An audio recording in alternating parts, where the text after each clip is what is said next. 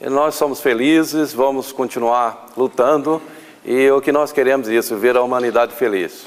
Eu vou contar um pouquinho para vocês de algumas experiências pessoais, né? Vou procurar ser sucinto e bem direto, para que a gente não tome o tempo, se fosse contar a história, seria longa demais, né?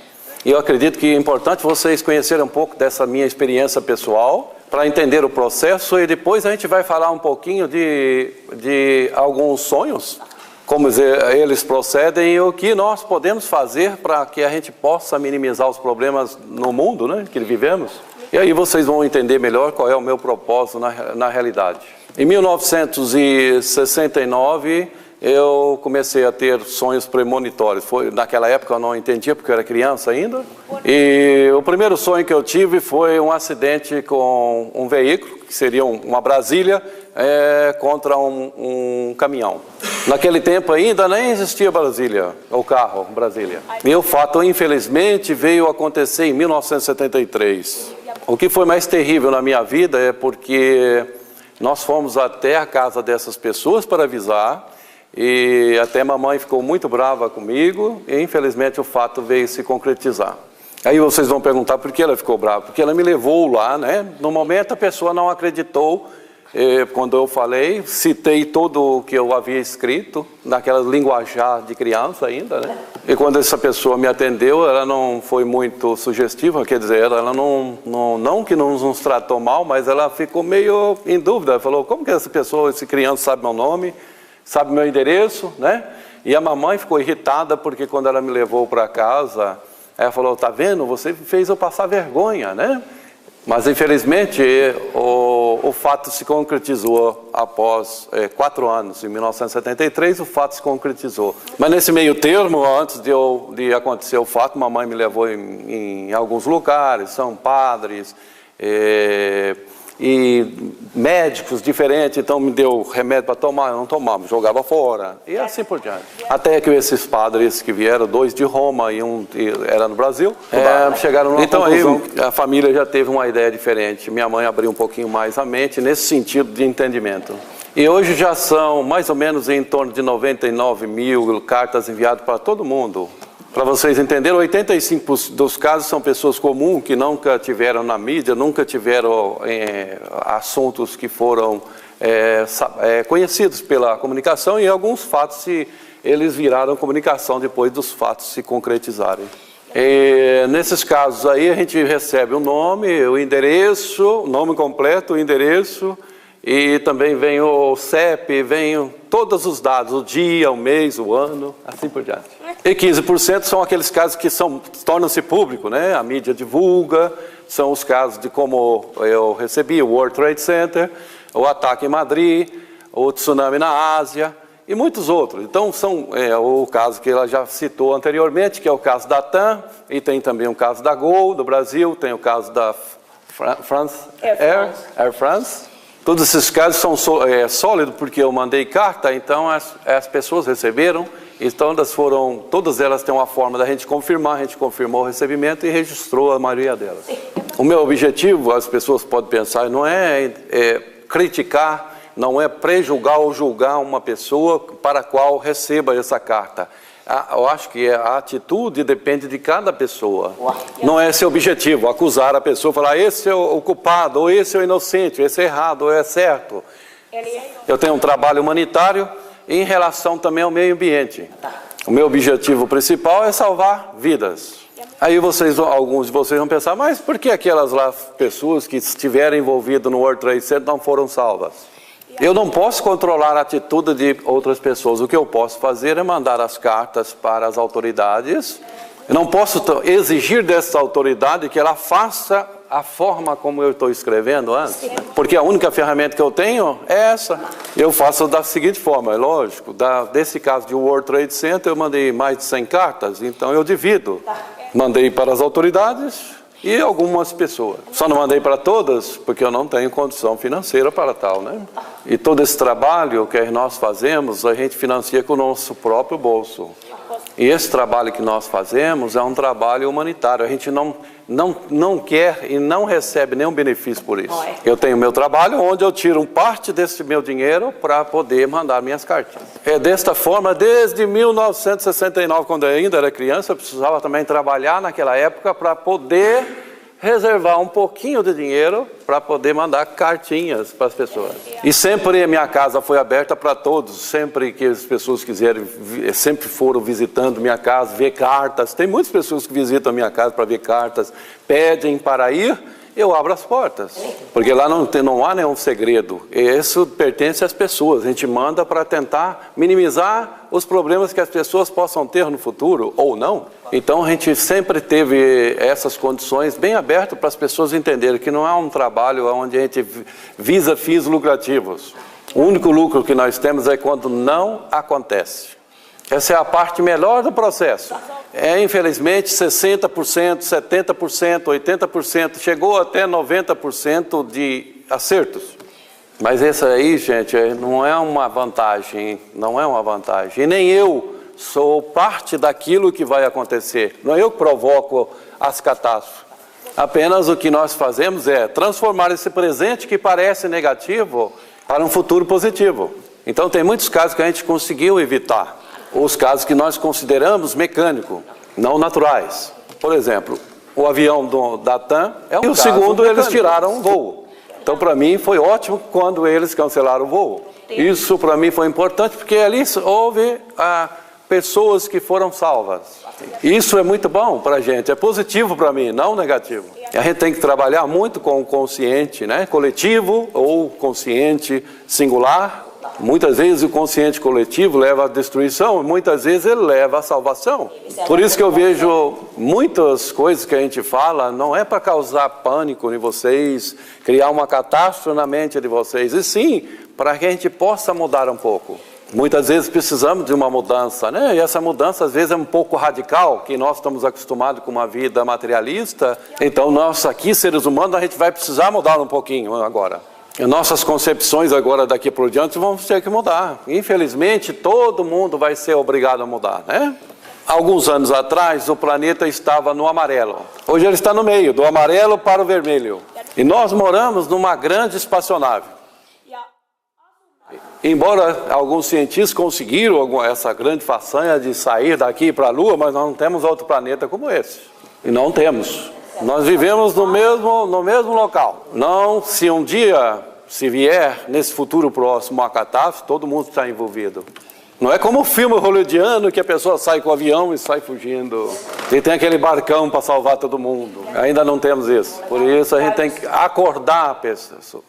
Nós temos que nos acordar um pouquinho. Por isso que eu tenho muito cuidado nas expressões que eu uso para que as pessoas não interpretem diferente, né? Vocês lembram muito bem, 1999 para 2000, muita gente cometeu suicídio pensando que o mundo ia acabar. Tinha um senhor em 2012, antes de chegar a 2012, ele estava com um caminhão subindo uma montanha cheia de alimento. Isso é um exemplo de mostrar como nós lidamos com nós mesmos. Na hora do perigo, cada um para si e Deus para todos.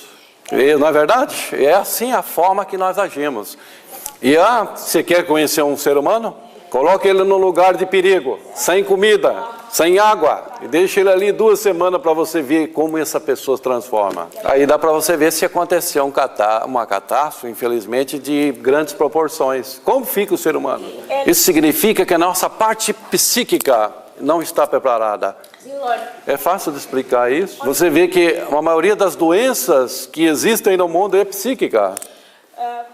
As pessoas criam isso. E criam energias mais negativas do que positivas. Não é assim?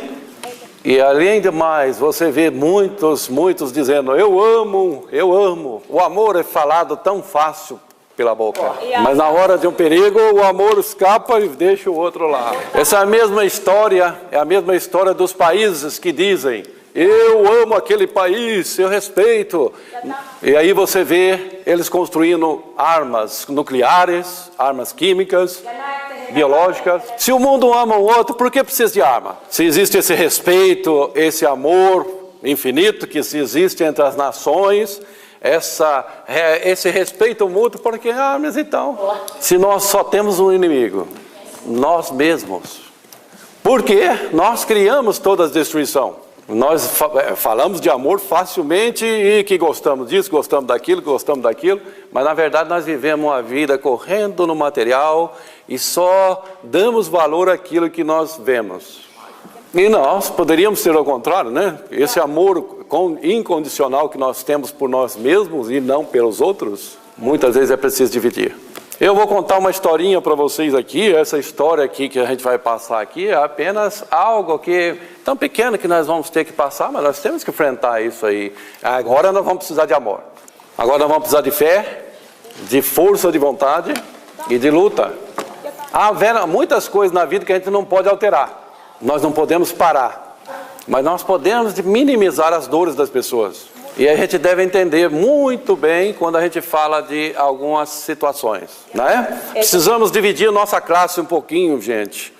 Hoje o ser humano, 90% é materialista, só 10% é espiritual. Então, precisamos dividir um pouquinho, 50% pelo menos, para que a gente possa, na realidade, poder falar de amor, de compreensão, de entendimento, de fé, né? Essas coisas que nós vamos mostrar aqui é apenas uma imagem representativa, não é para assustar ninguém mesmo, porque não precisamos ficar assustados, né? Crie um projeto na sua vida de fazer agora, daqui por diante, para você e para os seus descendentes.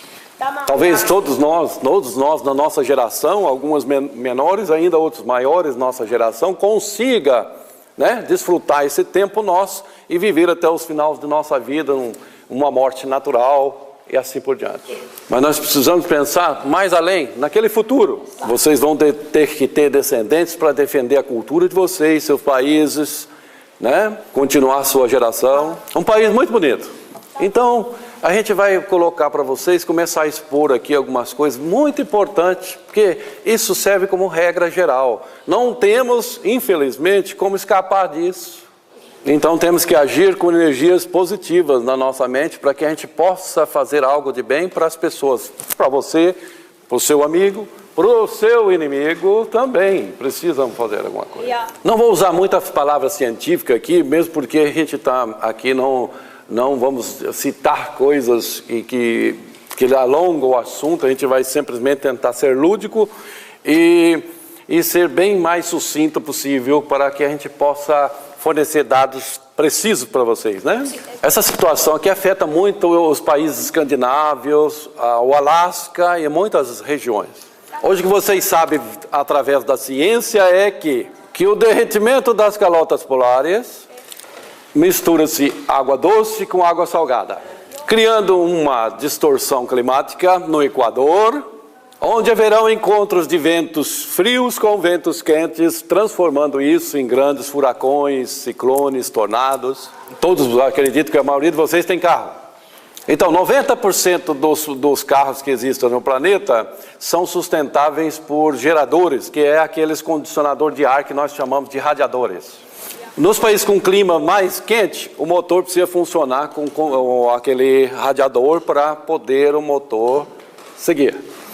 Então, nos países aqui escandinavos, é o contrário, precisa aqui esquentar. Mas a soma dos dois é a mesma coisa, tem uma função única. É simplesmente você tirar aquele radiador do seu motor e ver se o carro funciona. Nos carros dos países tropicais, os países que são mais quentes, o motor estoura de quente. Afeta todo o sistema do carro. E dos países escandinavos, se você tirar, o carro não pega de jeito nenhum. Isso é necessário. Então essa é a engenharia mecânica, uma forma de explicar para vocês entenderem onde eu quero chegar. Lá embaixo, onde nós estamos pisando aqui, lá embaixo, bem no centro da nossa terra, nós estamos pisando aqui, ó, nós não estamos sendo queimados porque lá embaixo tem o clima mais ou menos igual ao Sol. Então nós temos duas causas importantes para vocês entenderem. Quando acontece esse derretimento, que é o nosso radiador, o nosso motor aqui começa a esquentar. Então, se continuar nesse processo que nós estamos indo hoje, entre 2021 até 2023, teremos um clima mais ou menos de 63 graus centígrados em algumas regiões do mundo. Vou explicar de novo.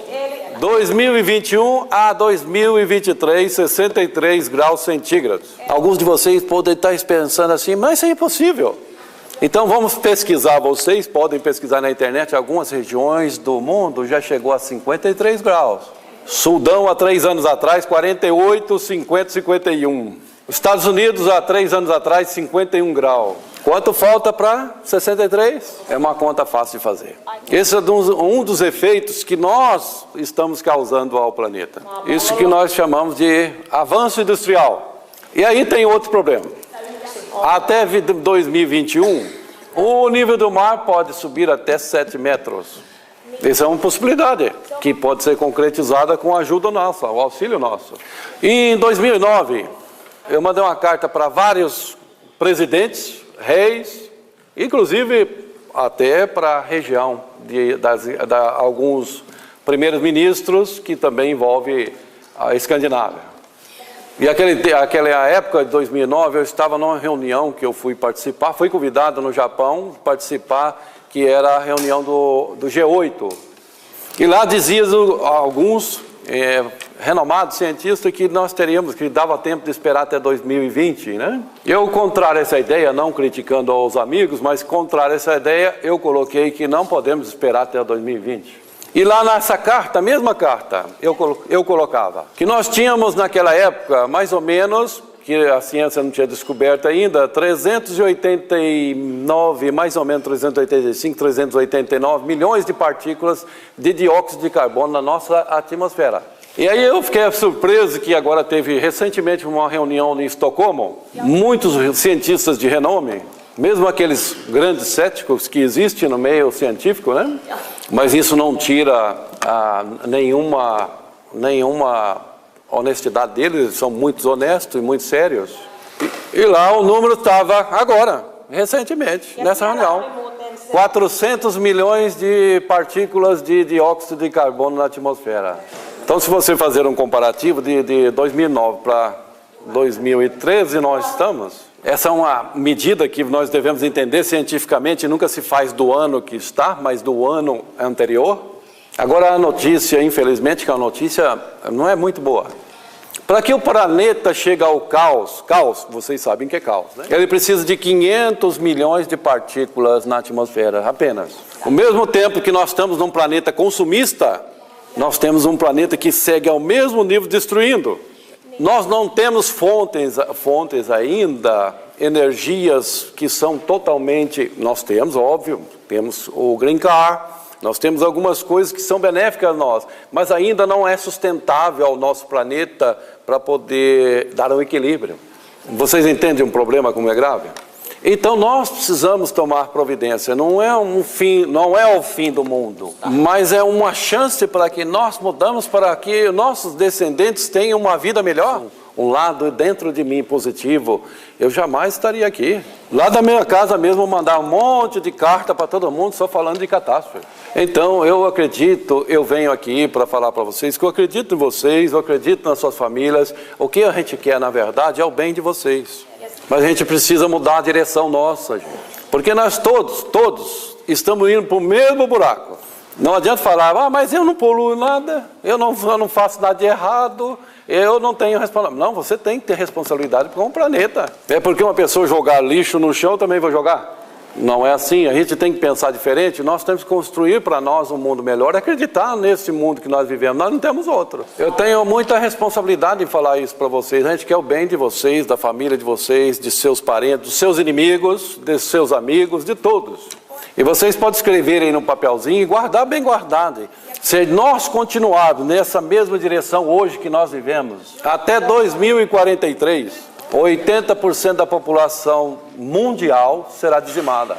Escrevam isso bem escrito aí, guardem isso aí, a data de hoje. Não estou jogando fantasia para ninguém, estou jogando realidade. É só nós continuarmos nesse mesmo nível que nós estamos indo hoje. Destruindo bastante. Para vocês observarem, a Amazonas esse ano, 16% dela vai embora. Porque vai destruindo, as pessoas destroem. E fala, é uma necessidade. Nós vamos precisar ter daqui alguns anos, lá para 2030, ou um pouco mais, ou um pouco menos, ou assim por diante, 2 planetas para sustentar a humanidade. Nós temos? Não temos, e a gente precisa entender isso. É um dos motivos que nós precisamos fazer algo, produzir algo, mesmo que não seja no coletivo, que seja no individual. E a gente tem que tomar providência. Se existem pessoas como eu, que eu acredito que existem muitas pessoas no mundo que dão seus avisos, seja eles quais forem, cada um tem a sua parte de mensagem especial para que as pessoas entendam melhor o que nós queremos, na verdade. Não é destruir corações, não é isso não.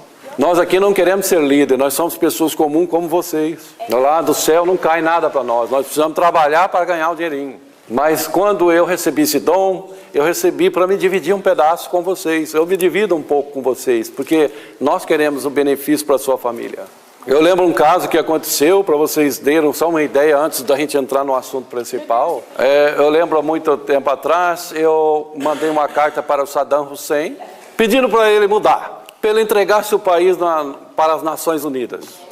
Porque eu queria uma atitude diferente. Falei, você muda porque vai acontecer isso, vai acontecer aquilo e tal. E eu expliquei para ele, você vai ter que um dia escapar, você vai morrer se continuar desse jeito. E eu explicava até o buraco que ele ia se esconder, que infelizmente ele seria morto. E que era para ele tomar outras atitudes, né? Essa carta, uma delas foi interceptada pelo governo americano e capturaram ele. E não é na época, quando eu mandei, ele não era nem inimigo dos Estados Unidos ainda. Eu mandei com um intuito benéfico. Daí o governo americano entrou em contato comigo que ia fazer o reconhecimento da carta a público. Várias vezes entrou em contato. Me chamou no consulado geral, que queria uma conversa com o cônsul, só eu e o cônsul. Como eu não sabia o que era, eu levei um advogado. Não deixou entrar de forma alguma. Por que eu estou falando aqui? Porque é verdade. Então, o que aconteceu? Um certo tempo, eles prometeram até o início de 2004, que ia fazer o reconhecimento da carta a público, e eu fiquei esperando. Como não veio, nós entramos na Justiça Federal para pedir o reconhecimento. Mas saiu em alguns meios de comunicação que eu queria 25 milhões de dólares. Eu ainda não peguei nenhum 25 milhões de dólares. Aí esse processo foi até o Superior Tribunal de Justiça e eu ganhei a ação. 5 ministros deu a meu favor. E aí, o que acontece? Nunca no processo, o governo americano contestou minha carta. E o país tem os melhores advogados que vocês podem conhecer. Mas não estou usando esse exemplo como algo contra alguém, ou acusação, ou seja como. Quando eu quero meu direito, eu procuro na justiça. Às vezes é a melhor maneira de a gente chegar à verdade. Às vezes. E eu não recebi nada e ainda estou feliz, mesma coisa. Mas para mim foi bom porque eu ganhei meu reconhecimento. Na verdade era isso só que eu queria.